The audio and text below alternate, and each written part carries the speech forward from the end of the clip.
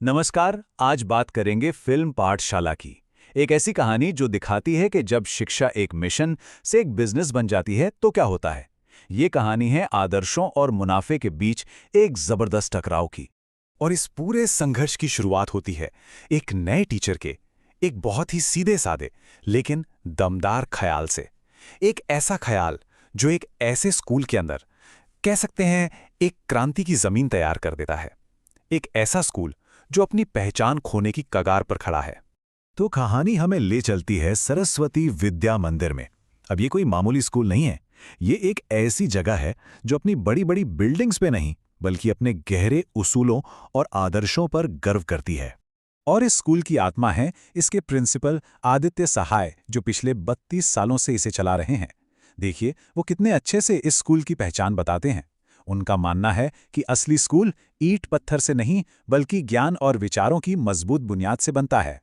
तो एक तरफ तो ये गर्व है, लेकिन दूसरी तरफ एक दबाव भी है जो धीरे धीरे बढ़ रहा है। कंपटीशन है नए फैंसी 5 स्टार स्कूलों से, जिनकी फीस 10 गुना ज्यादा है। अब सबसे बड़ा सवाल यही है कि क्या ये स्कूल अपने आदर्शों पर टिके रहकर इस दौड़ में शामिल हो पाएगा। और बस यहीं से कहानी में एक बड़ा ट्विस्ट आता है।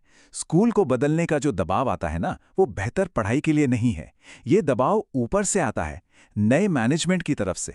और उनका एजेंडा, उनका मकसद बिल्कुल अलग है। तो अब समझिए कि ये लड़ाई है किस चीज की।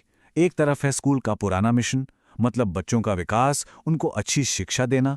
और दूसरी तरफ है मैनेजमेंट का नया फरमान, जिसे सिर्फ और सिर्फ एक चीज से मतलब है, पैसा, यानी कि मुनाफा।